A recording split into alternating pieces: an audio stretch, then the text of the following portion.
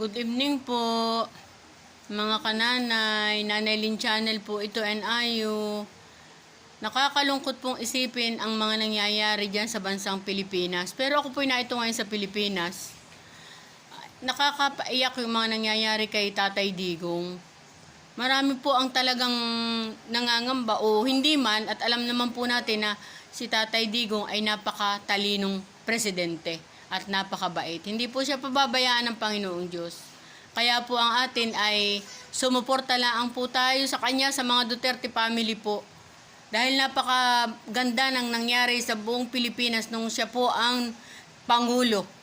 Kaya kayo po na mga nakakarinig nitong aking at makakakita nitong video ko, ay suportahan po natin ang ating Tatay Digong at ang buong pamilya niya.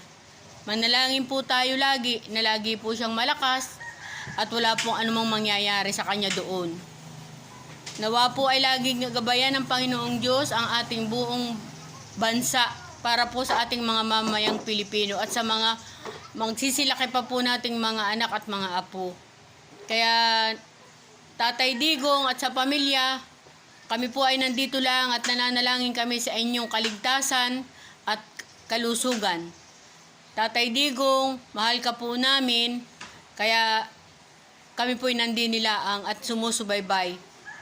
Nawa ay ang mga biyaya at pagpapala po ng Diyos ay laging nasa inyo at sa ating mga Pilipino dito sa bansang Pilipinas. Mabuhay po si Tatay Digong at mabuhay ang bansang Pilipinas. Mabuhay ang buong pamilya Duterte. Suportahan po natin ang mga kasamahan ng ating Pangulong Duterte. Suportahan po natin. Salamat po, at ako po ay isang mamamayan laang na nagsasabing suportahan po natin ang pinakamatalino, maayos at mabait na Pangulong Duterte. Love you all. God bless po. Bye.